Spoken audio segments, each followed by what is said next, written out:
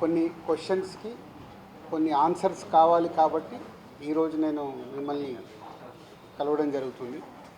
దయచేసి దీంట్లో మిమ్మల్ని నేను కోరుకునేది ఎలాంటి కాంట్రవర్షియల్ పాయింట్స్ కానీ ఇక్కడ లేని మీరు అడుగుతూ అది డీవియేట్ అవ్వకుండా చూసుకోవాలని నా రిక్వెస్ట్ మీ అందరికీ.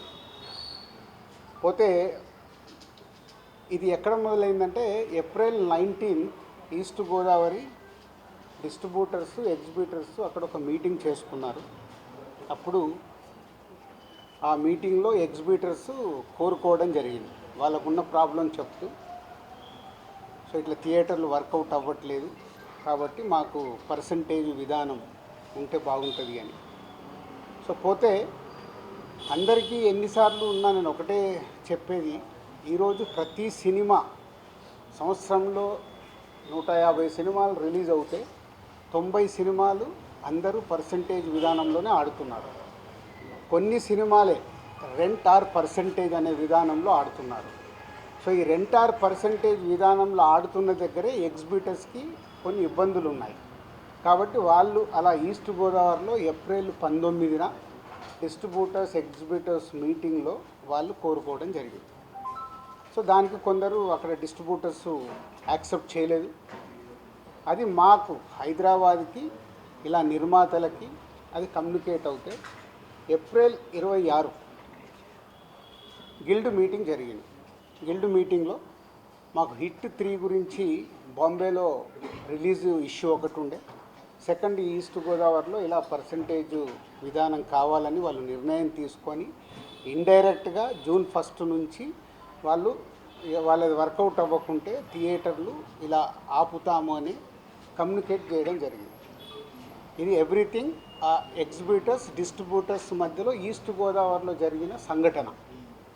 అది మా గిల్డ్కి వచ్చినప్పుడు గిల్డ్లో మేము ఉన్న వర్కింగ్ కమిటీలో ఉన్న ప్రొడ్యూసర్స్ అందరం ఏమనుకున్నామంటే, వాళ్ళకి ఎందుకు వర్కౌట్ అవ్వట్లేదు, వాళ్ళని ఒక 6 months వాళ్ళకు వస్తున్న రెవెన్యూలు ఏంటి, వాళ్ళకు వస్తున్న ఖర్చులు ఏంటి, ఎందుకు వర్కౌట్ అవ్వట్లేదు, వాళ్ళని స్టేట్మెంట్స్ తీసుకొని రమ్మందాము. వచ్చినప్పుడు అది డిస్కషన్లోకి పెట్టి నిజంగా ఎగ్జిబ్యూటర్స్కి, ఎందుకంటే మేము అన్ని టెరిటరీలో ఉన్నాం, ఎగ్జిబ్యూటర్స్ కష్టాలు కూడా మాకు తెలుసు.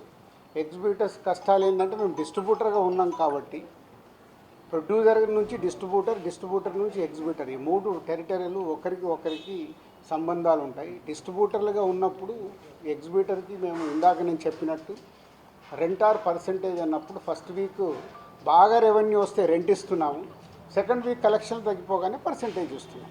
అది వాళ్ళ కష్టమైనది, ఇది మా అందరికీ తెలుసు.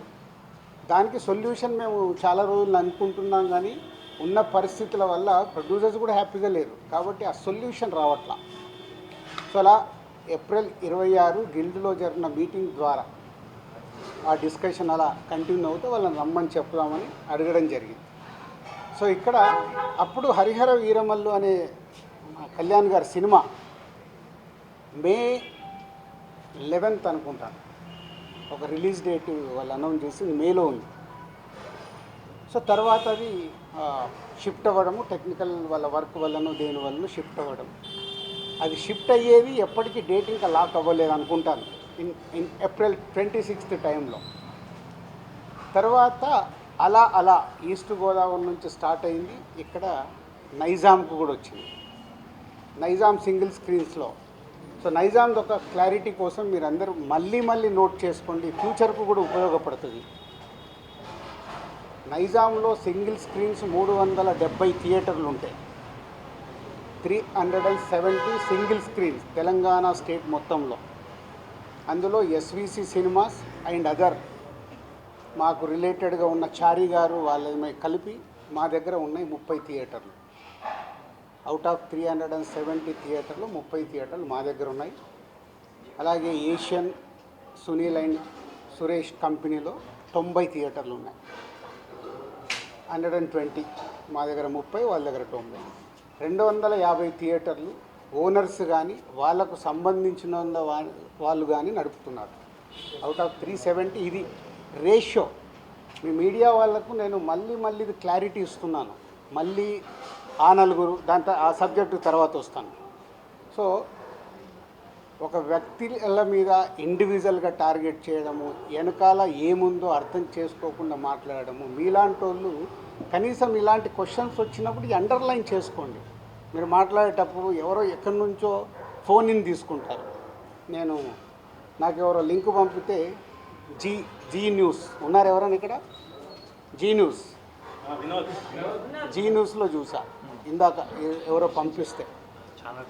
ఆ టాపిక్ సంబంధం లేదు కానీ అది కూడా తీస్తా. అక్కడేదో టాపిక్లో జరుగుతుంటే మళ్ళీ వస్తాను మెయిన్ పాయింట్కి. టాపిక్లో జరుగుతుంటే మొదటి రోజు గేమ్ చేంజర్ సినిమా పైరసీ వచ్చింది. అది నిర్మాతకి నష్టం, నిర్మాత ద్వారా డిస్ట్రిబ్యూటర్కి నష్టం, డిస్ట్రిబ్యూటర్ ద్వారా ఎగ్జిబ్యూటర్కి నష్టం. అక్కడ ఒక ఎక్స్ నిర్మాత అంటున్నాడు, ఆ నిర్మాతనే ఇది పైరసీ చేసి ఉండొచ్చు. అంటే ఎంత నీచం! ఒక ప్యాషనెటిక్ ప్రొడ్యూసర్ అని నా సినిమాని నేను కాపాడుకోవడానికి ఫైట్ చేస్తాను అంటే ఎంత దిగజారిపోతున్నారు వాళ్ళు. మీడియాలోకి రావడానికా, మీడియా వాళ్ళు ఇచ్చే ఇంపార్టెంట్ కోసమా? అది అవసరం లేని టాపిక్. పైరసీ మీద మేము ఫైట్ చేస్తాం కానీ ఎవడన్నా ఇన్ హౌస్ మన ఇంట్లో మనిషిని మనం చంపుకోవాలని ఎవడన్నా మనిషి అనుకుంటాడా? ఏ కుటుంబంలో ఎవరన్నా అనుకుంటారా? అంత నీచంగా బిహేవ్ చేస్తున్నారు కొందరు. అది పక్కన పెడదాం. సో ఈ పర్సంటేజ్ విధానం తెలంగాణకు వచ్చినప్పుడు తెలంగాణ ఎగ్జిబిటర్స్ న్యాచురల్గా సార్ ఈస్ట్ గోదావరిలో అది అంటున్నారంట, ఇలా తెలంగాణలో కూడా మేము అన్ని థియేటర్లు మూత పడుతున్నాయి, మాకు ఏదో ఒక సొల్యూషన్ కావాలి అని శిరీష్ గారిని అడగడం జరిగింది. ఎవరు ఆ 270 థియేటర్లు? ఎందుకు 30 ఏళ్ళ నుంచి వాళ్ళు మాతో వ్యాపారం చేస్తున్నారు. 98 నుంచి ఆ ఎగ్జిబిటర్స్కి మాకు 28 ఏళ్ళ నుంచి ఒక నడుస్తుంది, ఆ రిలేషన్ నడుస్తుంది. వాళ్ళు అడిగినప్పుడు ఈస్ట్ గోదావరికి ఇలా జరుగుతుంది అన్నప్పుడు శిరీష్ గారు నా నోటీస్లో తీసుకొచ్చారు. ఇలా నువ్వు ఛాంబర్ ప్రెసిడెంట్గా ఉన్నప్పుడు ఛాంబర్లో జరిగిన లాస్ట్ ఇయర్ నేను ఛాంబర్ ప్రెసిడెంట్, మీ అందరికీ తెలిసిందే. ఛాంబర్లో నువ్వు అన్నావంట ఎగ్జిబిటర్స్కి కూడా ఏదైనా కష్టాలు ఉన్నప్పుడు డెఫినెట్గా గవర్నమెంట్స్తో కూడా మాట్లాడి సాల్వ్ చేస్తామని వాళ్ళు ఈ పాయింట్ అడుగుతున్నారు. ఈస్ట్ గోదావరిలో అడుగుతున్నారు. What will do? ఎగ్జిబిటర్స్కి ఏం కావాలో అడగడంలో తప్పులేదు. వాళ్ళకు ఉన్న ప్రాబ్లమ్స్ ఏంటి వాళ్ళని చేసుకొని కమ్యూనికేట్ చేయమనండి. ఎవరికి? ఛాంబర్కి కమ్యూనికేట్ చేస్తే అప్పుడు ఛాంబర్ నుంచి ప్రొడ్యూసర్స్కి లేదా గవర్నమెంట్కి ఈ టాపిక్ వెళ్తుంది. బికాజ్ ఐఎమ్ ఎఫ్డీసీ చైర్మన్ కాబట్టి ఆ ఉద్దేశంలో వాళ్ళు ఈ రూట్లో రావడం జరిగింది. అది అయిపోయింది. సో నేను నా వెకేషన్ కోసం నేను హాలిడే వెళ్ళాను. వాళ్ళు మే 18 ఒక మీటింగ్ అనుకున్నారు ఎగ్జిబిటర్స్, ఏపీ తెలంగాణ ఎగ్జిబిటర్స్ అందరూ. ఆ రోజు ఆ మీటింగ్ అయిపోయే టయానికి నేను లాస్ట్కి ఒక 15 నిమిషాల గురించి వెళ్ళాను. సో మళ్ళీ అది మీ మీడియా మిత్రులకు కూడా చాలా అవసరం ఇది. ఎందుకంటే ఆ టాపిక్ June 1 థియేటర్లు బంద్ అనేది ఫస్ట్ వేసింది మీరు. లోపల జరిగింది ఏంటి, వాళ్ళు అడిగింది ఏంటి, మీకు క్లారిటీ లేదు. ఎవరో ఫోన్ ద్వారా చెప్పింది అది మట్టుకే మీరు మీ స్ట్రోలింగులు కానీ మీ బ్రేకింగ్ న్యూస్లు కానీ మీరేశారు. అంటే యాక్చువల్ లోపల ఏం జరిగింది, వాళ్ళు ఏం అడిగారు, వాళ్ళు ఛాంబర్కి ఏమి ఇచ్చారు, మీకు క్లారిటీ లేదు. వాళ్ళు అక్కడ నేను వెళ్ళి మాట్లాడిన తర్వాత సార్ మేము ఇలా అనుకుంటున్నాం, మాకు ఈ పర్సంటేజ్ విధానం కావాలి, ఈ రెంటార్ పర్సంటేజ్ అనేది ఉంది, ఆ కొన్ని సినిమాలకే 90% సినిమాలు మేము పర్సంటేజ్లో ఆడుతున్నాము, సో కొన్ని సినిమాలకి ఇలా ఉంది, మాకు కావాలి అని అడుగుతున్నాం. సరే, దాంట్లో వాళ్ళ పర్సంటేజ్ విధానంలో కూడా రాయొద్దు అని చెప్పా. ఎందుకు? అది ప్రొడ్యూసర్స్, అక్కడ డిస్ట్రిబ్యూటర్స్ కంఫర్ట్గా లేరు, ప్రొడ్యూసర్స్ కంఫర్ట్గా లేరు. సో మీ కోరిక, మీ రిక్వెస్ట్ ఏదైతుందో మీరు ప్రొడ్యూసర్స్కు చెప్పండి. డెఫినెట్గా ప్రొడ్యూసర్స్ మీటింగ్ అయినప్పుడు వాళ్ళు మీ గురించి ఆలోచించి ఎలా దీన్ని సాల్వ్ చేయాలనేది ప్రయత్నం చేసి తొందరలోనే చేస్తామని. అక్కడ కొందరు సార్ మేము ఇది కాకుంటే June 1 నుంచి మేము థియేటర్లు క్లోజ్ చేస్తాం, అది తప్పు. మీరు అలాంటి స్టేట్మెంట్లు కానీ అలాంటివి అడిగితే ఎదుటి వాళ్ళకు హర్టింగ్గా ఉంటుంది, ఆ టాపిక్ వద్దు. సో దీన్ని మీరు అందంగా మీ ప్రొడ్యూసర్స్కి ఛాంబర్ ద్వారా ఏదైతే ఛాంబర్ మెయిన్ బాడీ ఉందో దాని ద్వారా డిస్ట్రిబ్యూటర్లకి ప్రొడ్యూసర్లకి కమ్యూనికేట్ అవుతే మళ్ళీ జాయింట్ మీటింగ్ అవుతుంది. జాయింట్ మీటింగ్ అయినప్పుడు దీనికి క్లారిటీ వస్తుంది, లేదా ఒక సొల్యూషన్ కోసం ప్రయత్నం జరుగుతుంది అని నేను చెప్పగానే ఆ రోజు అక్కడ ఉన్న వాళ్ళందరూ ఏకీభవించారు. నేను బయటకు వచ్చేసాను 15 నిమిషాల తర్వాత బయటకు వచ్చిన హాఫ్ అన్ అవర్కి ఏ ఛానల్లో చూసినా June 1 థియేటర్లు బంద్, June 1 థియేటర్లు బంద్, టక్ టక్ టక్ మెసేజ్లు వస్తున్నాయి. ఏంటయ్యా అని నేను ఛాంబర్కి ఫోన్ చేశాను. ఆ ప్రెసిడెంట్కి సెక్రటరీతో మాట్లాడితే సరిగా వాళ్ళు ఇలా లెటర్ ఇచ్చారు. ఏమని ఇచ్చారు? ఎగ్జిబిటర్స్ లెటర్ ఛాంబర్కి, మాకు ఇలా పర్సంటేజ్ విధానం కావాలి, ఈ పర్సంటేజ్ విధానం కోసం డిస్ట్రిబ్యూటర్లు కానీ ప్రొడ్యూసర్లతో కానీ మాకు మీటింగ్ పెట్టండి, ఆ మీటింగ్లో మేము అనుకుంది జరగకుంటే మేము జూన్ 1 నుంచి థియేటర్లు బంద్ చేస్తాం. ఇది అక్కడ సారాంశం. కానీ బయటికి ఎలా వచ్చింది? జూన్ 1 నుంచి థియేటర్లు బంద్. వాళ్ళందరికీ మీటింగ్ జరగాలి కదా. ఇప్పుడు ప్రభుత్వంలో మనం ఎన్నో చూస్తాం, స్ట్రైక్లు అంటారు. స్ట్రైక్లు అన్నప్పుడు ఏం చేస్తారు? వాళ్ళకు వీళ్ళకు మీటింగులు జరుగుతాయి, అక్కడ సొల్యూషన్ వెతుకుతారు. స్ట్రైక్లకు వెళ్ళాలని చెయ్యాలని ఎవరు కోరుకోరు. ఇది కూడా అలాంటిదే. కానీ అలా బేస్ లేకుండా జూన్ 1 థియేటర్లు బంద్ అనేది బయటికి స్ప్రెడ్ చేశారు. అక్కడ ఎగ్జిబిటర్స్ కానీ ఛాంబర్ కానీ ముందుకొచ్చి ఖండించకపోవడం తప్పు. సో ఎవరి దారిన వాళ్ళు, అంటే మా సినిమా ఇండస్ట్రీలో మీ అందరికీ తెలిసిందే, ఎవరి దారి వారిదే. మన అరవింద్ గారు ప్రెస్ మీట్ చేశాడు, ఈరోజు నేను చేశాను. మేమందరం కూర్చొని కదా ప్రెస్ మీట్ చేయాలి. ఇండస్ట్రీకి సంబంధించిందంటే మేమందరం, మమ్మల్ని పెద్దలు అంటారు, మాకు రెస్పాన్సిబిలిటీ ఇస్తారు, కానీ మా దాంట్లోనే మేమందరం కూర్చొని మాట్లాడడానికి భయం, ఎవరు మాట్లాడితే ఏది ఎలా వెళ్తుందని. సో ఆ జూన్ 1 అనే టాపిక్ అలా వస్తే బయటికి మట్టుకు జూన్ 1 థియేటర్లు బంద్ అని స్ప్రెడ్ అయిపోయింది. అక్కడి వరకు జరిగింది. తర్వాత డిస్ట్రిబ్యూటర్స్ మీటింగ్ జరిగింది. డిస్ట్రిబ్యూటర్స్ మీటింగ్లో వాళ్ళు నిర్ణయాలు తీసుకున్నారు. లేదు లేదు ఇలా కుదరదు, మా ప్రాబ్లమ్స్ మాకున్నాయి, కాబట్టి జూన్ 1 నుంచి థియేటర్లు కంటిన్యూ అవ్వాలి, మేము సినిమాలు రిలీజ్ చేస్తాం, మాకు ఎవరు థియేటర్లు ఇస్తే వాళ్ళకి ఇస్తామని. ఎందుకు ఈ రోజు వరకు నాకు తెలిసి కోవిడ్లో తప్పితే ఎప్పుడు సినిమా థియేటర్లు ముయ్యలేదు నాకు తెలిసి. మీకేమైనా తెలిసి ఉంటే చెప్పండి సార్, అప్పుడు ఏదో థియేటర్లు మూసారని. ఈ రోజు వరకు కోవిడ్లో తప్పితే ఎప్పుడు థియేటర్ క్లోజ్ చేయరు. సినిమాలు రిలీజ్ ఉంటే సినిమాలు వేసుకోవాలనుకుంటారు ఎగ్జిబిటర్, మూసుకుంటే వాళ్ళకే నష్టం. ఆ రోజు ఆ మీటింగ్లో ఇంకొకటి కూడా నేను అండర్లైన్ చేసే వాళ్ళకి, 56 రోజులు మేము షూటింగ్లు ఆపాం, మేము ఏమీ సాధించలేకపోయాం. నిర్మాతలుగా ఏదైనా సాధించగలిగితే నిర్మాతలే సాధించాలి. ఎందుకు? ఎవ్రీవేర్ మేమే ఉంటాం కాబట్టి. మాకే ధైర్యం లేదు, మీరు ఎక్కడికి వెళ్ళి అవుతారో సాధ్యం కాదు అంటే వాళ్ళందరూ ఏకీభవించడం జరిగింది. తర్వాత స్ప్రెడ్ అయింది. డిస్ట్రిబ్యూటర్స్ మీటింగ్లో వాళ్ళు కాల్ తీసుకున్నారు, బంద్ వద్దు, బంద్ టాపిక్ లేకుండా వాళ్ళ ప్రాబ్లమ్స్ ఏమున్నాయో పెట్టండి. తర్వాత ప్రొడ్యూసర్స్ మీటింగ్ జరిగింది. ప్రొడ్యూసర్స్ మీటింగ్లో ఆ రోజు నేను పార్టిసిపేషన్ చేయడం జరిగింది. ప్రొడ్యూసర్స్ అందరం కూడా యునానిమస్గా ఎగ్జిబిటర్స్కి ప్రాబ్లమ్స్ ఉన్నాయని చెప్తున్నారు. అది మనం మాట్లాడుకొని వాళ్ళని ఎలా సాల్వ్ చేసి ముందుకు తీసుకెళ్దాం, థియేటర్లు ముయ్యడాలు చెయ్యడాలు వద్దు, జాయింట్ మీటింగ్ పెట్టండి, జాయింట్ మీటింగ్లో క్లారిటీగా ఇది చెప్పుదామని. సో జాయింట్ మీటింగ్కి 23 అనుకున్నారు, 24 పెట్టారు. ఈ లోపలనే ఈ ఎపిసోడ్ అంతా ఇంకొక సైడ్ డైవర్ట్ అయింది. అది మీ అందరికీ తెలిసిందే. కళ్యాణ్ గారి సినిమా మీదకి ఇది డైవర్ట్ అయ్యి కళ్యాణ్ గారి సినిమాని ఇలా అనుకుంటున్నారు. దాంట్లో మేబీ నా పేరు డైరెక్ట్గా ఎక్కడా రాలేదు, కానీ ఇండైరెక్ట్గానే వచ్చిందని అందరూ చెప్తున్నారు. కళ్యాణ్ గారి సినిమా ఆపే దమ్ము ధైర్యం ఎవ్వడు ఆలోచించడు. ఎందుకంటే ఫస్ట్ థియేటర్లు బేసిక్గా ముయ్యరు. ఈ రోజు వరకు థియేటర్లు ముయ్యడం అనేది నా 30 ఏళ్ళ సర్వీస్లో నేను చూడలే. షూటింగ్లు ఆపుకున్నాం, ఎందుకు? మా బాధలు ఉన్నప్పుడు ఆపుకొని ఏదైనా సాల్వ్ చేసుకోవటానికి. కానీ థియేటర్లు ముయ్యడం అనేది ఈ రోజు వరకు జరగల. అది ఎపిసోడ్ కాస్త కళ్యాణ్ గారి సినిమా మీదకి తీసుకెళ్లారు. గవర్నమెంట్స్ కూడా అలాంటివి కమ్యూనికేట్ చేశారు మధ్యలో. సో ఎవరు అడ్వాంటేజ్లు ఏమున్నాయో ఇక్కడ తెలియదు. అడ్వాంటేజ్లు ఉన్న వాళ్ళు భయంతోనో భక్తితోనో కమ్యూనికేషన్ రాంగ్గా కమ్యూనికేట్ అయింది. సో అప్పుడు దుర్గేష్ గారు మినిస్టర్ నాతో మాట్లాడడం జరిగింది. ఆ రోజు కూడా నేను చెప్పాను, సార్ థియేటర్లు ముయ్యరు, అది జరిగింది, జాయింట్ మీటింగ్ ఉంది, జాయింట్ మీటింగ్లో క్లారిటీ వచ్చేస్తుంది. జాయింట్ మీటింగ్తో అందరూ యునానిమస్గా ఒప్పేసుకొని క్లోజ్ చేశారు. బట్ ఈ లోపలనే గవర్నమెంట్ సైడ్ నుంచి గవర్నమెంట్కి వెళ్ళిన కమ్యూనికేషన్ వల్ల థియేటర్లు ఇట్లా కళ్యాణ్ గారి సినిమాని ఇలా టార్గెట్ చేస్తున్నారు, ఇలా అనేది ఒక రాంగ్ కమ్యూనికేషన్ అని నేను అనుకుంటున్నాను. మరి అది వాళ్ళకి రాంగ్గా వెళ్ళిందా రైట్గా వెళ్ళిందా నాకు తెలియదు. But my point of views wrong కమ్యూనికేషన్తో కళ్యాణ్ గారి సినిమా మీదకి తీసుకెళ్ళారు. మే 30 అప్పటికే భైరవం అనౌన్స్ అయింది. జూన్ 5 కమల్ హాసన్ గారి సినిమా అనౌన్స్ అయింది. జూన్ 12 కళ్యాణ్ గారి సినిమా ఉంది. జూన్ 20 కుబేరా ఉంది. సో ఈ నెలంతా కంటిన్యూగా సినిమాలు ఉన్నాయి. అలాగే జూలై 4th మేము ముందు తమ్ముడు అనుకున్నాం, మన కింగ్డమ్ అనౌన్స్ చేశారు, దానికి మేము ఇంకా జూలైలో ఇంకో డేట్ చూస్తున్నాం.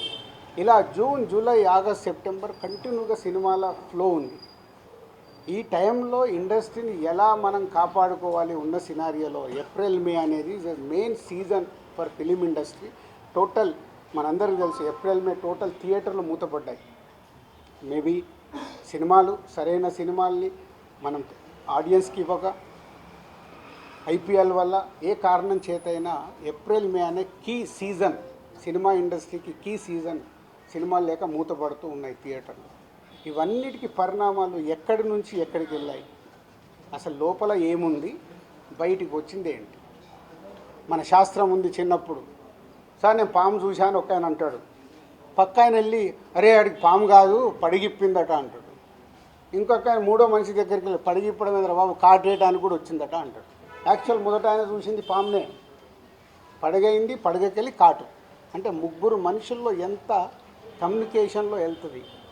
లోపల థియేటర్ వాళ్ళు ఈస్ట్ గోదావరిలో మొదలైంది. ఇప్పుడు ఆ ఈస్ట్ గోదావరి మొదలైన ఆయన మొన్న ఒక దాంట్లో ఇంటర్వ్యూ కూడా ఇచ్చాడు. ఆ వ్యక్తి ఇంటర్వ్యూ కూడా ఇచ్చాడు, ఏం జరుగుతుంది ఏంటి ఇండస్ట్రీలో అని. ఆ వ్యక్తి ఇప్పుడు తీసుకొచ్చి దాన్ని మొత్తము తెలంగాణకి కనెక్ట్ చేసేసాడు. ఏప్రిల్ 19 ఈస్ట్ గోదావరిలో ఆయన అధ్యక్షతన మీటింగ్ జరిగితే అది ఎక్కడికి తీసుకొచ్చారు. సో ఇది టోటల్ ఎపిసోడ్. దీనికి ముందుగా నేను అందుకే దుర్గేష్ గారికి ముందు థ్యాంక్ చెప్పింది ఏంటంటే 9 రోజుల్లో ఎక్కడెక్కడో వెళ్తుంది. ఎందుకంటే సినిమా వాళ్ళకి 2 ప్రభుత్వాలు చాలా ఇంపార్టెంట్. ఇక్కడ కూడా నన్ను సీఎం రేవంత్ రెడ్డి గారు ఎఫ్డీసీ చైర్మన్గా పెట్టడానికి రీజనే అది. నేను చాలా బిజీగా ఉన్నంటే లేదు ప్రభుత్వానికి గవర్నమెంట్కి మధ్యలో నీలాంటి వాళ్ళు ఉంటే ఏ సమస్యలు ఉన్నా ఈజీగా కమ్యూనికేషన్ అవుతే సాల్వ్ అవుతుందని. అలాగే ఏపీలో మనం చూసాం.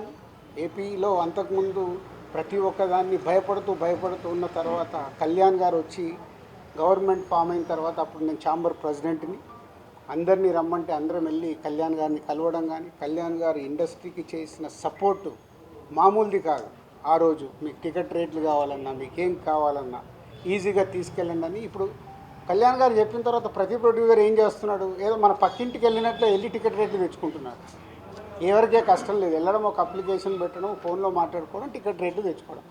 అంతకు మించి ప్రొడ్యూసర్లు అందరం యూనిట్గా వెళ్దాము, గవర్నమెంట్ని కలుద్దాము, మా ఛాంబర్ నుంచి అందరము వెళ్దాము ఎవరికి ఉండదు. మాకు ఆ వారం కష్టం వస్తుంది కాబట్టి, ఫ్రైడే మా సినిమా రిలీజ్ ఉంటుంది కాబట్టి ఆ వారం ముందు మేము మేలుకుంటాం. అరే మన సినిమా రిలీజ్ అవుతుంది, మనకు ఆ రాష్ట్రంలో ఈ రాష్ట్రంలో టికెట్ రేట్లు కావాలని పరిగెత్తుతాం. బట్ అందరం కలిసి యూనిటీగా ఉన్న ప్రాబ్లమ్ని కూర్చొని సాల్వ్ చేద్దాం అని ఆలోచించేది మా దాంట్లో తక్కువ. సరే నెక్స్ట్, ఇది టోటల్ ఎపిసోడ్ మీకు అర్థమైంది.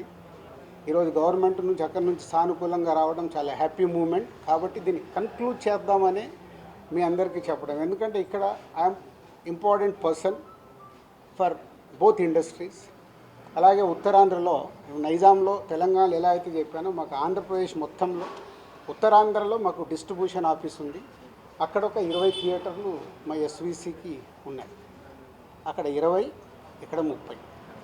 మళ్ళీ మీరు ఇది అండర్లైన్ చేసుకోండి. మళ్ళీ టాపిక్ నాకు నాకు చికాకు ఉంది. నేను ఎందుకంటే ఇక్కడ మంచి సినిమాలు తీస్తూ ప్రొడ్యూసర్గా 22 ఏళ్లలో ఇక్కడ వరకు గ్రో అవుతూ నేను ఇంకా కొత్తగా ఆలోచిస్తున్నాను. మొన్ననే దిల్ రాజు డ్రీమ్స్ అని అనౌన్స్ చేశాను. కొత్త టాలెంట్కి నా 30 ఏళ్ళ ఎక్స్పీరియన్స్ని ఉపయోగపడేలాగా చేయాలి. అలాగే ఒక అనే ఒక కొత్త టెక్నాలజీ వస్తుంది, దాని ద్వారా ఇండస్ట్రీకి కొత్తగా వచ్చే వాళ్ళకి ఉపయోగపడాలి. నా థాట్స్ ఇవి. నేను ఇంకా కిందికెళ్ళి వ్యాపారం మీదనే కాదు, మంచి సినిమాలు తీయాలి, మంచిగా ముందుకెళ్ళాలి. నాతో పాటు చాలామందికి నేను హెల్ప్ అవ్వాలనేది నా వ్యూ, నా విష్. ఇది ఇంపార్టెంట్ ఇవ్వండి. అనవసరమైన వీటికి ఇంపార్టెంట్ ఇచ్చేసి ఫోటో వేస్తే మనకు వ్యూస్ వస్తాయి కదా, ఈయన మీద కామెంట్ చేస్తే మనకి ఏదో వస్తుంది కదా అని వదిలేయండి దయచేసి. మీరు ఎవరన్నా దాంట్లో ఉన్న వాళ్ళు ఉంటే, ఇందాక ఒక ఛానల్ వాళ్ళకు చెప్పాను కదా, అది ఇంపార్టెంట్. ఒక వ్యక్తి గురించి మనం చేస్తున్నామంటే కొంచెం అనాలిసిస్ చేసుకొని చేయాలి. సో నిన్న మా అరవింద్ గారు మాట్లాడడం జరిగింది. అరవింద్ గారికి ఉన్నది ఆయన ఒక క్లారిటీ ఇచ్చాడు. ఆయన మొత్తంలో వాళ్ళకి 15 థియేటర్లు ఉన్నాయి అని చెప్పడం అది నిజం. చాలామంది ఏమనుకుంటారంటే ఆయన కూడా ఏదో దున్నేస్తున్నాడు, ఆయన ఏదో చేసేస్తున్నాడు. ఆయన క్యూబ్ అనే కంపెనీలో, వాళ్ళు ఎప్పుడో పెట్టిన కంపెనీలో ఆయన పార్ట్ ఆఫ్ ద క్యూబ్. ఇట్లా ఇదే వ్యాపారంలో ఉన్నప్పుడు ఇప్పుడు నేను దిల్ రాజు డ్రీమ్స్ అని కొత్తగా స్టార్ట్ చేస్తున్నాను, కొత్త వాళ్ళ కోసం. అనే ఒక కంపెనీ కొత్తగా వస్తుందని స్టార్ట్ చేస్తున్నాను. అవి కొత్తగా వస్తున్నాయి కాబట్టి నేను కొత్తగా ఆలోచించి వెళ్తే 10 ఏళ్ళ తర్వాత దిల్ రాజు గారు ఎందుకు పెట్టుకున్నాడు అంటే నేను ఏం చేయగలను? 10 ఏళ్ళ తర్వాత క్వశ్చన్ వస్తే ఒక కొత్తగా వస్తున్నప్పుడు మేము ముందుకు వెళ్తాం. ప్రభుత్వాలని కలుపుకుంటూ ఇండస్ట్రీకి ఏం కావాలి, ప్రభుత్వాలు చేస్తేనే ఇండస్ట్రీకి ఏ సమస్య వచ్చినా ప్రభుత్వాలే చేయాలి. వాళ్ళు పెద్దన్న లెక్క, వాళ్ళు ఏదైనా మీకు ప్రాబ్లం ఉందా మేము సాల్వ్ చేస్తామంటేనే ముందుకు వెళ్ళగలుగుతాం. సో ఇప్పుడు 2 ప్రభుత్వాలు ఇండస్ట్రీకి ఎప్పుడు పాజిటివ్గానే ఉంటాయి. దుర్గేష్ గారు చెప్పారు, ఇక్కడ ఎఫ్డీసీ చైర్మన్గా నేను చెప్తున్నాను, ఇండస్ట్రీకి ఏది కావాలన్నా యూనిటీ, అక్కడే యూనిటీ ఉండదు. ఛాంబర్లోనే కొట్టుకుంటాం. ఒక పర్సంటేజ్ కావాలంటారు, ఒకరు రెంట్ కావాలంటారు, ఇంకొకరు ఇంకేదో అడుగుతారు, ఇంకొకరు వద్దంటారు. మాకు అక్కడ యూనిటీ ఉన్నప్పుడే ప్రభుత్వాల దగ్గరికి వెళ్ళి చేసుకోగలుగుతాం. ప్రభుత్వాలు ఎప్పుడు ఇండస్ట్రీకి అండగా ఉంటాయి. అది మనం అర్థం చేసుకొని ప్రభుత్వాల దగ్గరికి అర్జించి మనకు కావాల్సింది చేసుకోవడమే పద్ధతి. సో ఇప్పటికన్నా ఈ ఎపిసోడ్కి తెరదించి నెక్స్ట్ ఎగ్జిబిటర్స్కి ఏదైతే ప్రాబ్లమ్స్ ఉన్నాయన్నారో 30th ఛాంబర్లో ఈసీ మీటింగ్ ఉంది. మొన్న అందరము ఎగ్జిబిటర్స్, డిస్ట్రిబ్యూటర్స్, ప్రొడ్యూసర్స్ మీటింగ్లో అనుకోవడం జరిగింది. ఆ ఈసీ మీటింగ్లో నిర్ణయాలు తీసుకొని కమిటీ వేసుకొని ఆ కమిటీ ద్వారా ఇప్పుడు ప్రభుత్వాలకి కూడా ఏ డిస్ట్రిబ్యూటర్స్తో పెద్ద ప్రభుత్వంకి సంబంధం ఉండదు, ఎందుకంటే అది ఓన్లీ ఫైనాన్షియల్ లావాదేవీలే ఉంటాయి. ఎగ్జిబిటర్కి, ప్రొడ్యూసర్స్కి ప్రభుత్వంతో కనెక్షన్ ఉంటుంది. ప్రొడ్యూసర్ అంటే సినిమా తీయాలి, వాళ్ళకి పర్మిషన్లు కానీ టికెట్ రేట్లు కానీ ఎక్కడైనా ఏదైనా ఈవెంట్ చేయాలంటే ప్రొడ్యూసర్కి కావాలి. ఎగ్జిబిటర్కి ఏమో ప్రతి సెంటర్లో వాళ్ళకి మొత్తం గవర్నమెంట్తో లింక్ అయి ఉంటాయి. ఈ 2 ఇంపార్టెంట్ టు కనెక్ట్ గవర్నమెంట్. వాళ్ళ ప్రాబ్లమ్స్ గవర్నమెంట్కి చెప్పి, తెలంగాణ గవర్నమెంట్ కానీ అటు ఆంధ్ర గవర్నమెంట్కి కానీ మేము చెప్పి వాళ్ళ సమస్యలు సాల్వ్ చేయించి ముందుకెళ్తాం. సో ఇది మీరందరూ కూడా అర్థం చేసుకొని దీన్ని ఎలాంటి నెగిటివ్ పబ్లిసిటీ లేకుండా చేసి ఈ రోజుతో దీన్ని కన్క్లూడ్ చేస్తారని ఆశిస్తూ మీ అందరికీ ధన్యవాదాలు. వీటన్నిటి మీద క్లారిటీ వచ్చింది. అయితే ఆయన పవన్ కళ్యాణ్ గారు చెప్పింది ఏంటంటే ప్రభుత్వం ఏర్పాటైన ఇన్నాళ్ళకి కూడా ఫిల్మ్ ఇండస్ట్రీ నుంచి ఎవరు ముఖ్యమంత్రి గారిని కలవలేదు అనేటువంటిది కూడా ఒక విషయం క్లియర్గా ఆయన చెప్పడం జరిగింది. సో మీరందరూ కూడా ప్రభుత్వం ఏర్పడిన తర్వాత ఉప ముఖ్యమంత్రి పవన్ కళ్యాణ్ గారిని కలవడం జరిగింది. ఆయన కూడా మీ ఇండస్ట్రీ నుంచి వచ్చిన వాళ్ళు కాబట్టి. కానీ ఆ తర్వాత కూడా ఎందుకని ఇనిషియేషన్ జరగలేదు ఛాంబర్ నుంచి కానీ మీ పెద్దల నుంచి కానీ? ఇప్పుడు మాకున్న కమ్యూనికేషన్ అదే. మళ్ళీ ఇప్పుడు పెద్దలు అని అంటే ఇండివిజువల్. మళ్ళీ ఇక్కడ ఏమవుతుందంటే నాకు ప్రాబ్లం ఉంటే నేను పరిగెత్తా, నాగవంశికి ప్రాబ్లం ఉందంటే ఆయన పోయి టికెట్లు తెచ్చుకుంటున్నాడు, మైత్రోళ్ళకి ప్రాబ్లం ఉందంటే వాళ్ళు పోయి టికెట్లు తెచ్చుకుంటున్నారు. అంటే ఈజీ యాక్సెస్. నా ప్రాబ్లం కదా ఇది, నేనే వెళ్ళాలి కదా అని ఇండస్ట్రీ తరఫున డ్రైవ్ చేసి తీసుకెళ్లాల్సింది ఓన్లీ ఛాంబర్. ఇప్పుడు ఆర్టిస్టుల సైడ్ అంటే మూవీ ఆర్టిస్ట్ అసోసియేషన్. ఛాంబర్ ద్వారా అడిగితే 2 సార్లు మేము కలవడం జరిగింది. ఎఫ్డీసీ ద్వారా అడిగాము అపాయింట్మెంట్, మాకు ఇంకా అపాయింట్మెంట్ రాలేదని వాళ్ళ దగ్గరికి వెళ్ళి వచ్చింది. ఎందుకంటే నేను లాస్ట్ ఇయరే ఛాంబర్ ప్రెసిడెంట్. వన్స్ నేను ఛాంబర్ ప్రెసిడెంట్ నుంచి బయటకు వచ్చాక ఎఫ్డీసీ చైర్మన్ అయ్యాను కాబట్టి నా ఫోకస్ అది. సో ఇక్కడ ఎఫ్డీసీ చైర్మన్ నా పనులు చేసుకుంటే ఫోకస్. మాకు ప్రాబ్లం ఉన్నప్పుడే ఛాంబర్కి వెళ్తాం. ఇది నిజం, దీంట్లో ఏం అబద్ధం లేదు. మాకు ప్రాబ్లం లేకుంటే ఎవరము ఆ ఈసీ మీటింగ్కి వెళ్ళి అటెండెన్స్ వేసి బయటకు వచ్చేస్తాం. ఇప్పుడు కళ్యాణ్ గారికి ఏమైనా కోపం వస్తే పెద్దన్న అన్నాను కదా, పెద్దన్న తిడతాడు, పడతాము, ఏముంది. వాళ్ళ హర్ట్ అయ్యారు కళ్యాణ్ గారు, హర్ట్ అవుతూ మమ్మల్ని తిట్టే అధికారం వరకు ఉంది కదా, అట్లా ఆలోచిద్దాం. కళ్యాణ్ గారి గురించి నేను 22 ఏళ్ళ నుంచి చూసిన. ఆయన కోపం వచ్చినప్పుడు ఆయన కోపపడేలాగా ఎపిసోడ్ జరిగింది, కానీ వారి సినిమానే టార్గెట్ చేశారనేది ఒక నెగిటివ్గా వారి దగ్గరికి వెళ్ళింది. అది కాదు ఇది ఇక్కడ జరిగింది. June 1 థియేటర్లు బంద్ అని మీరందరూ హెడ్లైన్స్ ఇవ్వడమే మేజర్ ప్రాబ్లం. అక్కడే ఒక సమస్య అండి. అక్కడే ఒక సమస్య. ఛాంబర్ సరిగ్గా ఎఫిషియన్సీగా రెస్పాండ్ అవ్వకపోవడం వల్లనే ఇది జరిగిందని మేమంటే దానికి మీ సమాధానం ఏంటి? నాకు తెలియదు కదా, నాకు తెలియదు. నేను ఇప్పుడు నీకు ఎలా నేను కన్క్లూజన్ ఇస్తాను? లోపల ఏమి జరిగింది మీకు ఒకటి, మీరందరూ ప్రాపర్గా మీకు కమ్యూనికేషన్. ఇప్పుడు అక్కడి నుంచి ఒక ప్రెస్ నోట్ వచ్చింది. ఇప్పుడు ఏపీ గవర్నమెంట్ నుంచి మినిస్టర్ గారి దగ్గర నుంచి ఒక ప్రెస్ మీట్ వస్తే ఆ ప్రెస్ మీట్ ఎంత అందంగా ఉంది. మేము ఛాంబర్ కూడా అదే చెప్తాం, ఏదున్నా పేపర్ మీద ప్రెస్ మీట్ లాగా పంపించండి అని. అక్కడ ఉండే 20-25 మంది బయటకు వచ్చి ఎవరికో తెలిసిన వాళ్ళకు ఒక న్యూస్ కమ్యూనికేట్ చేస్తారు, లోపల ఏం జరిగింది తెలుసా ఇది అని, అది హైలైట్ అవుతుంది. వెనకాల జరిగిన స్టోరీ లేకుండా ఓన్లీ క్లైమాక్స్ చెప్తేలా సినిమా అర్థం కాదు కదా. ఓన్లీ క్లైమాక్స్ ఒకటి వింటే సినిమా అంతా చూస్తే కదా. నేను అందుకే లోపల ఉన్నాను కాబట్టి చెప్తున్నాను. ఇది చెప్పడానికే ఈరోజు నేను ప్రెస్ మీట్ పెట్టింది. లోపల ఏం జరిగింది, ఈ ఎపిసోడ్ ఎలా స్టార్ట్ అయింది, ఎవరి దాళ్ళు భుజాలు తడుముకుంటున్నారు, నాకెందుకు థియేటర్లు బంద్ లేదు అని చాంబర్ వెంటనే ప్రతిస్పందించిన ఇంతవరకు నేను అదే కదా చెప్తా ముందు. అంటే అక్కడ ఎగ్జిబిటర్స్ ఒకలాగా ఉన్నారు, ప్రొడ్యూసర్స్ ఒకలాగా ఉన్నారు, డిస్ట్రిబ్యూటర్స్ ఒకలాగా ఉన్నారు. ఛాంబర్ ఏం చూస్తుంది, ఛాంబర్కి అక్కడ లెటర్లో క్లియర్గా ఉంది, కమ్యూనికేషన్ ఈజ్ ఇంపార్టెంట్. వాళ్ళు చేసుంటే ఇవి చర్చలు జరుగుతున్నాయి, చర్చలు ఫలించకుంటే ఇది అండర్లైన్, చర్చలు ఫలించకుంటే వాళ్ళు థియేటర్లు మూసుకుంటామన్నా. ఇది ఎక్కడుంది, జూన్ 1 థియేటర్ బంద్, జూన్ 1 థియేటర్ బంద్, జూన్ 1 ఇదే. రాజుగారు రెండు డౌట్స్ అండి. ఇండస్ట్రీలో మాట్లాడుకోవాలి, 2 క్వశ్చన్లు అడుగుతాను, మీరు మీకు ఇబ్బంది రాకపోతే మాట్లాడండి. ఉపయోగపడేది ఉంటే అడగండి, కాంట్రవర్షియల్ పాయింట్స్ అడగకండి. లేదండి, ఏంటంటే సెక్టార్ చైర్మన్ రాంప్రసాద్ గారి చేత మీటింగ్ పెట్టించింది దిల్ రాజు గారే ఈ అని చెప్పి ఒకటి. రెండోదేమో రెండో మీటింగ్ జరగగానే శిరీష్ గారు బయటకు వచ్చి ఇక్కడ ఏదన్నా మాట్లాడుకోనివ్వండి, బట్ జూన్ 1 నుంచి బంద్ ఉంటుంది, అది తెలంగాణ మాట, సునీల్ గారి మాట, సురేష్ మాట ఒకటే అని అన్నట్టు. ఈ 2 ప్రచారంలో ఇండస్ట్రీలో ప్రొడ్యూసర్లు మాట్లాడుకుంటామో డిస్ట్రిబ్యూటర్లు మాట్లాడుకుంటాం. నేను ఇందాక చెప్తున్నా కదా, ప్రచారం అని అంటున్నారు, ప్రచారంలో నిజం ఎంత ఉంది, అదే ఉందో లేదో మీరు చెప్పండి. ఎవరికి తెలుసు, నిజం ఉందా లేదా అని ఎవరికి తెలియదు కదా. ఇప్పుడు నేను ఛాంబర్ ప్రెసిడెంట్గా నేను ఎలక్ట్ అయినప్పుడు ఎగ్జిబిటర్స్ అందరూ ఈసీ మెంబర్స్ అక్కడ ఫస్ట్ ఛాంబర్ మీటింగ్లో అడిగారు, సార్ ఈ ప్రాబ్లమ్స్ ఉన్నాయి మాకు ఇలా కావాలి, డెఫినెట్గా మాట్లాడతామండి ప్రెసిడెంట్గా అని చెప్పాను. వాళ్ళ అధికారంతో మాట్లాడారు, అంతేగాని దిల్ రాజు గారు చెప్తే నేను ఎవరిని చెప్పడానికి. కాదు సార్, ఇప్పుడు సినిమా ఇండస్ట్రీకి సుప్రీం బాడీ ఛాంబర్. ఎస్, నిన్న ప్రెస్ మీట్లో అరవింద్ గారు కూడా గిల్డ్ వల్ల ఎక్కువ నిర్మాతలకు మేలు జరుగుతుందని కామెంట్ చేశారు. దీనివల్ల అది రాంగ్గా వెళ్ళే ప్రమాదం ఉంది కదండి. అంటే ఒక సుప్రీం బాడీస్ అనే వాటిని అన్నింటినీ పక్కన పెట్టి గిల్డ్ వల్లే న్యాయం జరుగుతుంది అనేది ఇండస్ట్రీలో అంత సీనియర్ ప్రొడ్యూసర్ అలా కామెంట్ అంటే ఇప్పుడు గిల్డ్ ఎందుకు ఏర్పడింది, ఎందుకు సినిమాలు నిర్మించే వాళ్ళు 10 నుంచి 20 మందే యాక్టివ్గా ఉండేవాళ్ళు ఉన్నారు, వాళ్ళ సమస్యలు వాళ్ళకే తెలుస్తాయి. కాబట్టి మనం కౌన్సిల్లో మాట్లాడినా అందరిట్లో ఛాంబర్లో మాట్లాడినా వీటికి మాకు సాల్వేషన్ రాదని గిల్డ్ అనేది ప్రారంభించడం జరిగింది.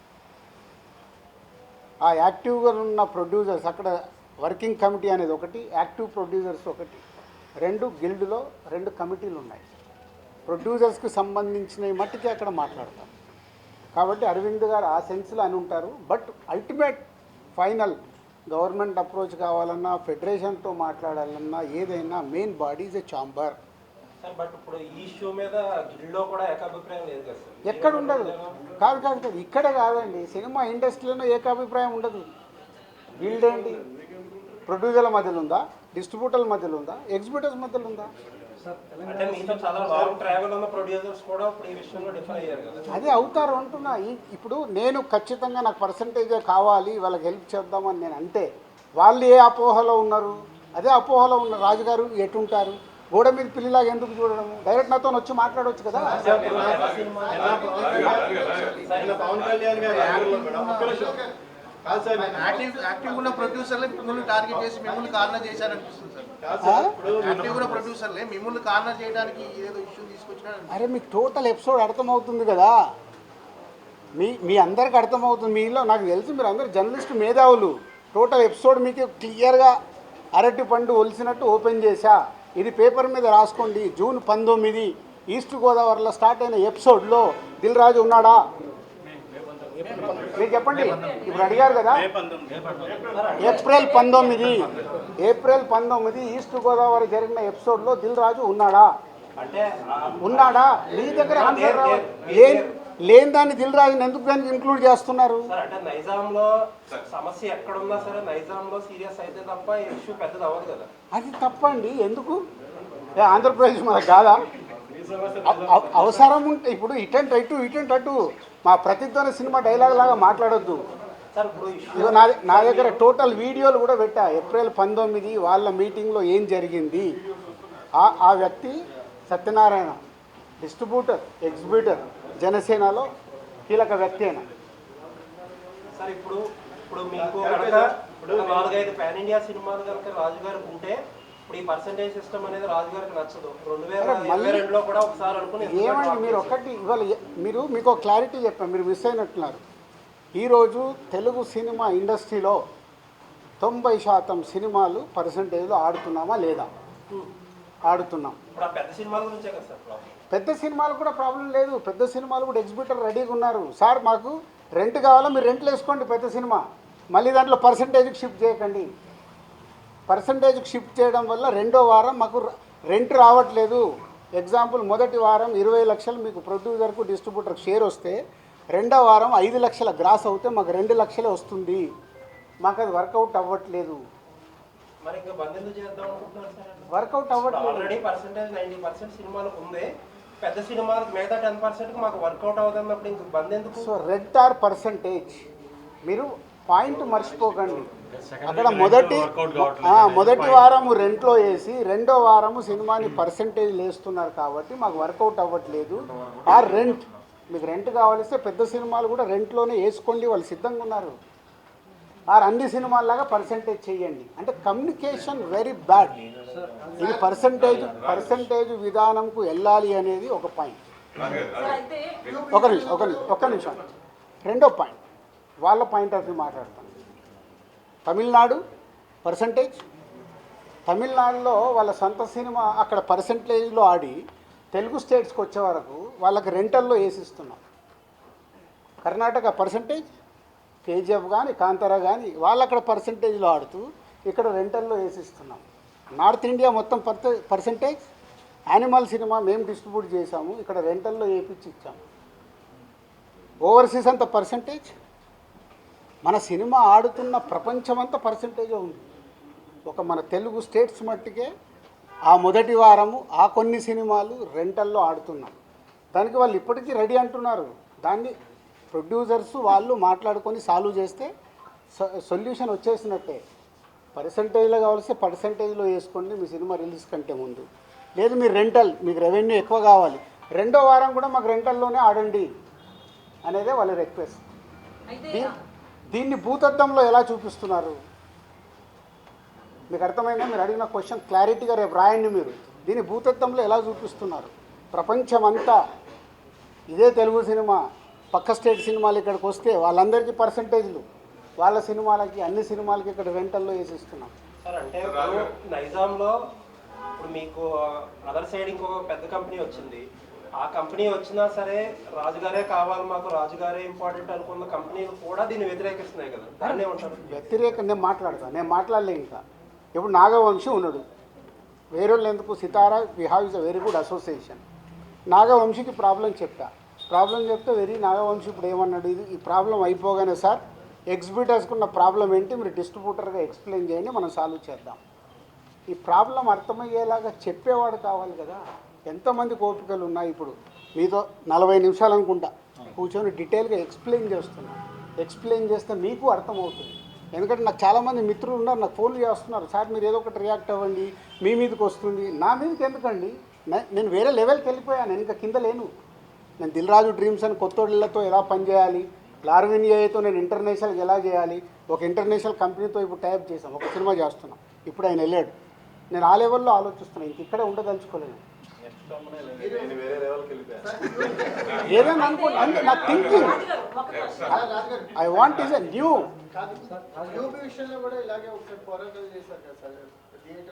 ఇండస్ట్రీలో దేనికి పోరాటాలు జరిగినా ఫైనల్గా రిజల్ట్ శూన్యం. 56 రోజులు షూటింగ్ చేశాం, శూన్యం. ట్యూబ్ దాని గురించి చేశాము, శూన్యం. ఇదే థియేటర్ వాళ్ళకి చెప్పా, మీకు రిజల్ట్ ఏం రాదు, ఎందుకు రాయన వచ్చేది మూసుకుంటామని చెప్పకండి. 3 కలిస్తే సొల్యూషన్ వస్తుంది. ఎగ్జిబ్యూటర్, డిస్ట్రిబ్యూటర్, ప్రొడ్యూసర్ కలిస్తే సొల్యూషన్ వస్తుంది. ఇప్పుడు కలుస్తారు. ఎందుకు ఇప్పుడు గవర్నమెంట్స్ కూడా ఇన్వాల్వ్ అయ్యి గవర్నమెంట్స్ కూడా చెప్తాయి కాబట్టి కలుస్తారు, సొల్యూషన్ వస్తుంది. నేను లేను, అసలు ఆ నలుగురు ఆయన సోలో, ఆయన అడగండి. 20 ఏళ్ల నుంచి ఇప్పుడు ఒక జోక్ చెప్తా. మనకు పాత రోజుల్లో రావుగోపాలరావు గారు, సత్యనారాయణ గారు, ప్రభాకర్ రెడ్డి గారు విలన్స్ ఉండేవాళ్ళు. 20 ఏళ్ళు అయిందా ఆ విలన్ క్యారెక్టర్ మార్చేసి ఇంకేదన్నా ఇవ్వండి, ఇంకా అక్కడే ఉంచితే ఎలా? ఆ నలుగురు విలన్స్ అని ఒప్పుకుంటున్నారా? కొత్త క్యారెక్టర్ వద్దా ఆ నలుగురు విలన్స్ అయితే అన్నట్టే కదా. మీరు ఎందుకు ఆ నలుగురు ఫోటోలు వేసేస్తున్నారు? మీ పాయింట్ ఆఫ్ లో వాళ్ళు విలన్సే కదా. మీకు వేసే మీ అందరిని అడుగుతున్నాను నేను, వేసే మీ అందరినీ. మీ బాధ కూడా అదే కదా. ఒక నిమిషం, మీ బాధ కూడా అదే. ఆ 4 ఫోటోలు లేకుంటే మీకు ఎవడు చూడడు, మీ బాధ మీది. ఎవరి బాధలు వాళ్ళే ఇక్కడ. సార్ ప్రపంచవ్యాప్తంగా డిస్ట్రిబ్యూషన్ నడుస్తుంది, పర్సంటేజ్ నడుస్తుంది అన్నారు. మరి ఒక్క తెలుగు రాష్ట్రాల్లోనే ఎన్ఆర్ఐ పద్ధతి ఎందుకు ఉంది డిస్ట్రిబ్యూషన్ చంపడానికి? కాకపోతే అన్ని పర్సంటేజ్లు ఇచ్చినప్పుడు ఓన్లీ మనకు ఒక్క చోటే ఎన్ఆర్ఐ సిస్టమ్ ఉంది, ఇంకెక్కడా లేదు. అదే అడగండి మరి, అదే నిర్మాతలను అడగండి. నువ్వు అడిగిన క్వశ్చన్ రైట్. నిర్మాత నేను ఎవరిని చంపుతున్నాను?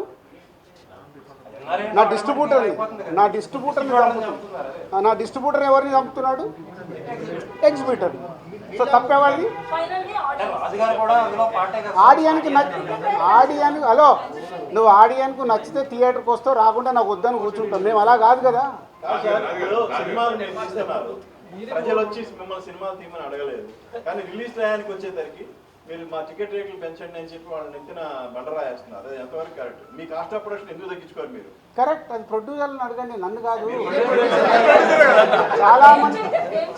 చాలా మంది ప్రొడ్యూసర్స్ని అడగండి, నన్ను కాదు. నేను దాంట్లోకి రాను. అదే అందుకే నేను ఇలా ఉన్నా. అందుకే ఈ సంవత్సరం ఎన్ని సినిమాలు నేను తీస్తున్నా, బయట ఎన్ని సినిమాలు జరుగుతున్నాయి, తేడా అక్కడే. ఆయన చాలాసేపు నుంచి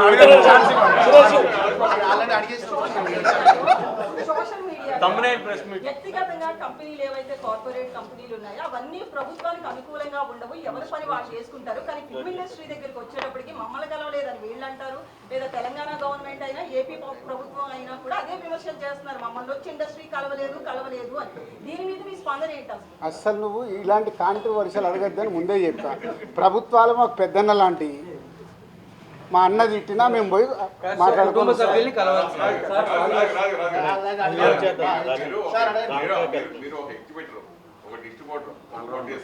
ఈ ముగ్గురు మధ్యన ఇప్పుడు సమస్య మొత్తం అంటే మీరు ప్రొడ్యూసర్ లబ్ధి పొందినవాడు మళ్ళీ డిస్ట్రిబ్యూటర్ గా లబ్ధి పొందకపోవచ్చు, అలాగే ఎగ్జిబ్యూటర్ లబ్ధి పొందిన అలా జరగవచ్చు కదా. దీనికి ఒక ప్రొడ్యూసర్ ఈ 3 భాగాలకు సంబంధించి మీరేం చెప్తారు? ఫస్ట్ అసలు మీ డెసిషన్ ఏంటి? ఇప్పుడు ముగ్గురికి సమస్యలు ఉన్నాయి, ముగ్గురికి సమస్యలు ఉన్నాయి. కానీ నేను ఒక స్లోగన్ అందరు గుర్తుపెట్టుకోండి, సింగిల్ స్క్రీన్స్ని కాపాడుకోవాల్సిన బాధ్యత మా ప్రొడ్యూసర్లది. సింగిల్ స్క్రీన్స్ ఉంటేనే మన దగ్గర ఆ సినిమాకి అంటే మామూలు ప్రేక్షకుడికి కూడా థియేటర్కి వెళ్ళి సినిమా చూడడం అలవాటు. ఈరోజు మన ఇండియా మొత్తంలో percentage wise we are is number 1. థియేటర్కి వెళ్ళి సినిమా చూసే ఆడియన్స్ ఇప్పటికీ మన దగ్గర ఉన్నారు. అబ్రాడ్కి వెళ్ళినా మనోళ్ళే, యుఎస్కి వెళ్ళినా మనోళ్ళే. సినిమా అంటే మనకు ఒక ఎంటర్టైన్మెంట్, ఆ పిచ్చి. కాబట్టి ఆ థియేటర్లను కాపాడాలి. ఇప్పుడు ఆ థియేటర్లు ఏమైనాయి, వాళ్ళు మూసుకునే కంటే దేనికో రెంట్కి ఇస్తే 10-15 లక్షలు వస్తుందని షిఫ్ట్ అవుతున్నాయి. చాలా థియేటర్లు కనుమరుగవుతూ వస్తున్నాయి. ఇది మా అందరికీ తెలుసు నిర్మాతలకి. కానీ మా సినిమా రిలీజ్కి వచ్చేటప్పుడు మా స్వలాభం నాకేమొస్తుంది, నా డిస్ట్రిబ్యూటర్ దగ్గరికి వెళ్ళి ఎంత లాక్కోవాలి, నా డిస్ట్రిబ్యూటర్ వెళ్ళి నా ఎగ్జిబిటర్ దగ్గరికి వెళ్ళి ఎంత లాక్కోవాలనే మైండ్ సెట్తోనే ఉన్నాం. కానీ లేదు, ఇది అందరికీ సంబంధించింది, దీన్ని జాగ్రత్తగా కాపాడదామనే ఆలోచన ఎవరిలో లేదు. మెయిన్ ఏంటంటే మీరు నిజంగా మిగతా డిస్ట్రిబ్యూటర్తో పోల్చడం కాదు, కానీ ఎస్పెషల్లీ నైజాంలో మీకు దాదాపుగా మీకు పర్సనల్గా 30 థియేటర్లు ఉన్నా కానీ దాదాపు 250 థియేటర్లు మీరే అంటే శిరీష్ గారి ఆధ్వర్యంలోనే జరుగుతున్నాయి ఆ మెయింటెనెన్స్. నిజంగా శిరీష్ గారు లేకపోతే ఈరోజు చాలా నైజాంలో చాలా థియేటర్లు కళ్యాణ మండపాలుగా మారిపోయే అవకాశం ఎక్కువ ఉంది. అది చాలా ఇప్పుడు 50 థియేటర్లు సిద్ధంగా ఉన్నాయి. ఉన్నాయి. ఇప్పుడు నీ క్వశ్చన్కే చెప్తున్నా, ఓకే. 50 థియేటర్లు మేము మార్చేసుకుంటామంటేనే వాళ్ళని ఆపుతూ వస్తున్నాం. ఆగండి, ఏదో ఒక సొల్యూషన్ తీసుకొస్తామని. మీరు ఇది అండర్లైన్ చేసుకోండి. మీకు తెలియండి డెప్త్ కావాలిస్తే డెప్త్గా వెళ్ళటానికి ట్రై చేయండి. నాకు దీని మీద అవగాహన ఉంది కానీ మాట్లాడతాను దీని మీద. నేను ప్రెసిడెంట్ అంటే ఫస్ట్ వీక్ సపోజ్ శ్రీరాముడు థియేటర్ తీసుకున్నాం, దానికి 4 లక్షలు రెంట్. కానీ ఆ ఫస్ట్ వీక్ కలెక్షన్ మనం చూస్తే షోకే 1,50,000 మనకి గ్రాస్ వస్తుంది. సో ఆ పరంగా తీసుకుంటే ఫస్ట్ వీక్ టోటల్గా కలెక్షన్ చేసుకుంటే మనకు 30 లక్షలు 40 లక్షలు వస్తుంది. రెంట్ పరంగా ఇచ్చి మనకు 4 లక్షలు వెళ్ళిపోతుంది. దాని పర్సంటేజ్గా మార్చుకుంటే 50-50. అంటే ప్రొడ్యూసర్కి నష్టపోతాడు, డిస్ట్రిబ్యూటర్ నష్టపోతాడు. ఫస్ట్ వీక్ ఎందుకు అలా చేస్తాడు, ఎంత పర్సంటేజ్ ఒక్క నిమిషం, అది అట్లా 50-50 ఎవరి ఇవ్వరమ్మా. అలా ఉంటే అది డిస్కషన్ వస్తుంది. ఆక్యుపెన్సీ మీద పర్సంటేజ్ ఉంటుంది. అప్పుడు ఆక్యుపెన్సీ మీద డిస్కషన్ వచ్చినప్పుడు ఎగ్జిబిటర్స్, ప్రొడ్యూసర్స్ ఒక దగ్గరికి రీచ్ అవుతారు. ఎందుకు ఇది మన దగ్గర అవసరం లేదు. మన స్టేట్లో నా 30 ఏళ్ళ ఎక్స్పీరియన్స్లో తిరుపతి అనే టౌన్ పర్సంటేజ్లే. 30 ఇయర్స్ అయింది నేను ఇండస్ట్రీలోకి వచ్చాను. 30 ఇయర్స్ నుంచి తిరుపతి పర్సంటేజ్ ఒక్కో సినిమాని బట్టి. ఇప్పుడు పెద్ద సినిమా ఉందనుకో 25-75 ఇస్తారు. 75% డిస్ట్రిబ్యూటర్కే ఇస్తారు. బిగ్ ఫిలిం ఉంటే అట్లా సెకండ్ వీక్ వచ్చే వరకు మారుతూ వస్తుంది. మన ఎగ్జిబిటర్లు, ప్రొడ్యూసర్లని, డిస్ట్రిబ్యూటర్లని వాళ్ళు వయా మీడియాగానే సినిమా వేసుకోవాలనే గుల ఉంటుంది వాళ్ళకు. వాళ్ళు వెరీ కంఫర్టబుల్గా మాట్లాడితే వింటారు. కానీ మాట్లాడేటప్పుడు డిస్ట్రిబ్యూటర్కి, ఎగ్జిబిటర్ని శత్రువుగానే చూస్తాడు. సార్ మీరు ఇందాక ఒక మాట అన్నారు, ప్రొడ్యూసరు డిస్ట్రిబ్యూటర్కి నా సినిమా అమ్మేటప్పుడు అరే పక్కోడు కోటి ఇస్తుంటారా, వీటి దగ్గర 1,10,00,000 ఎట్లా తీసుకుందాం. ఇదే మా ఆలోచన. నా సినిమా 1 కోటి వస్తుందా, 2 కోట్లు వస్తుందా, వస్తే నేను ఎలా తెచ్చుకుందామని కాదు. ముందు నేను సేఫ్ అయిపోవాలి. ఎంత సేఫ్ అవ్వాలి అనే ఆలోచనలతోనే ఇవి సమస్యలు. మీరు ఇందాక థియేటర్స్ కాపాడుకోవాలన్నారు కదా సార్. చాలా కాలం నుంచి, చాలా సంవత్సరాల నుంచి థియేటర్స్ నష్టాల్లో నడుస్తున్నాయి అనే మాట ఎక్కువ వింటాం.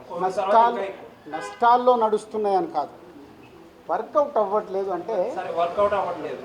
కోవిడ్ తర్వాత ఇంకా ఎక్కువైంది మనందరికీ. కోవిడ్ తర్వాతే మారిపోయింది. అయినా సరే ఈ రోజు మార్కెట్లో ఒక థియేటర్ లీజుకి ఇస్తే ఎందుకు ఇంకా లీజులో ఎందుకు వదలట్లేదు? నష్టానికి ఎందుకు వ్యాపారం చేస్తారు మీరు కానీ ఇంకొకరు? నష్టానికి కాదండి. ఇప్పుడు వాళ్ళు ఏంటి, థియేటర్ వాళ్ళు ఇప్పుడు 250 సింగిల్ స్క్రీన్స్ ఉన్నాయి.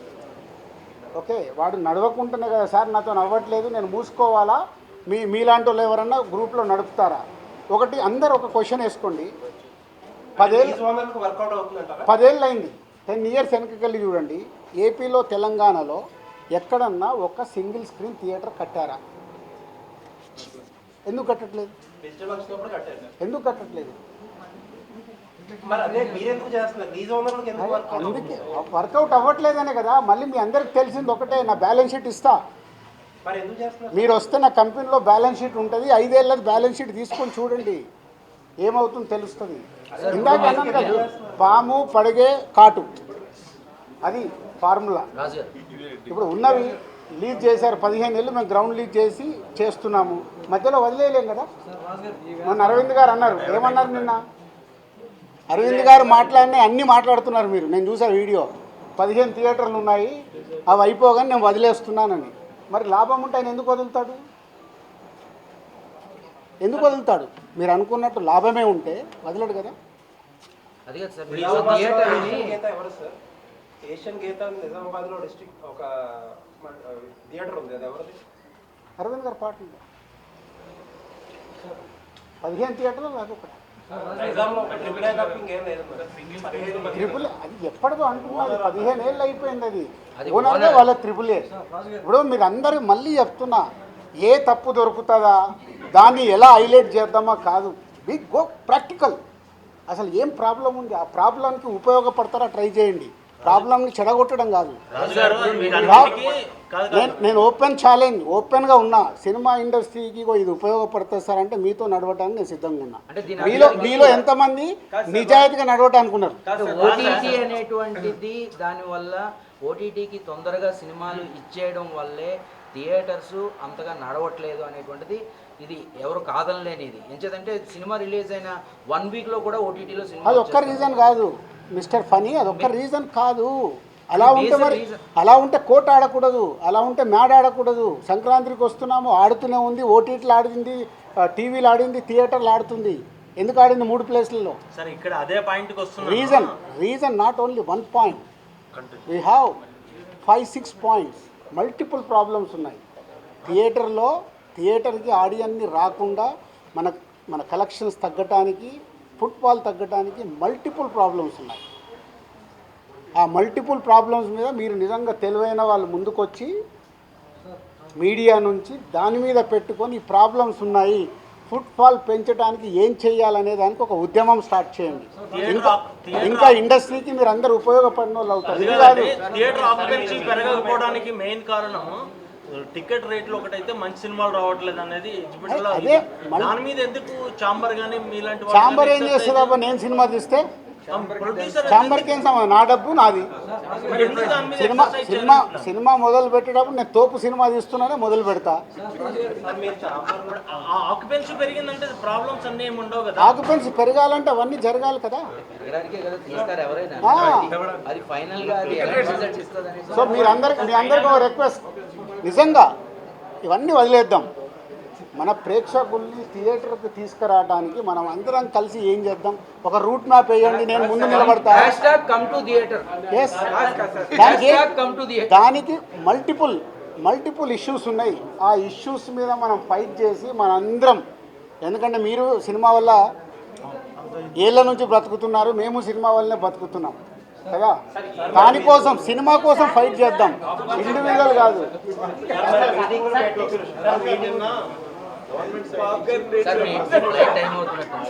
గవర్నమెంట్ సైడ్ నుంచి వచ్చిన ప్రెస్ నోట్లో ఇక మీద ఏ చర్చలైనా ట్రేడ్ బాడీస్ నుంచే రిప్రజెంటేషన్ చేయాలన్నారు.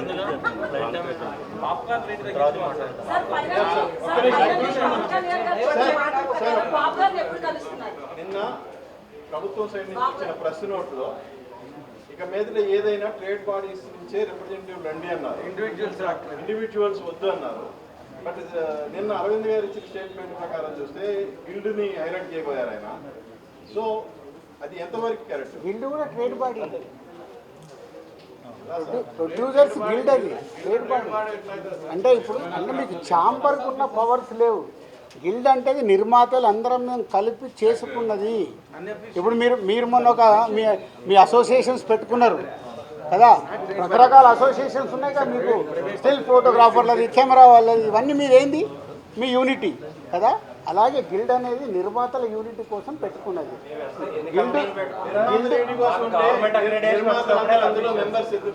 అందరు మెంబర్స్ కాదు అక్కడ.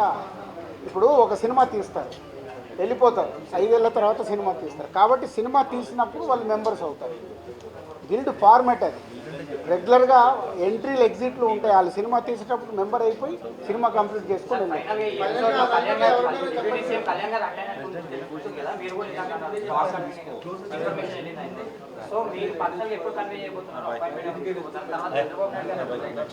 గవర్నమెంట్ని కలవడానికి ఛాంబర్ ద్వారా వాళ్ళు అపాయింట్మెంట్ తీసుకొని వెళ్ళాలి, వాళ్ళు ఫార్వర్డ్ అయ్యి వెళ్ళాలి. ఇక్కడ తెలంగాణ గవర్నమెంట్ని కలుస్తా అంటే నేను ఆల్రెడీ ఇంతకుముందు కల్పించాను, ఎప్పుడైనా నేను రెడీ. అలాగే అక్కడికి నేను ప్రొడ్యూసర్గా, డిస్ట్రిబ్యూటర్గా, ఎగ్జిబ్యూటర్గా నేను రెడీగా ఉంటాను. ఛాంబర్ ద్వారా వెళ్ళడానికి ఇమీడియట్లీ మూవ్ చేసి వెళ్తాం, కలుస్తాం. Very good, thank you brother. June 14th. Thank you.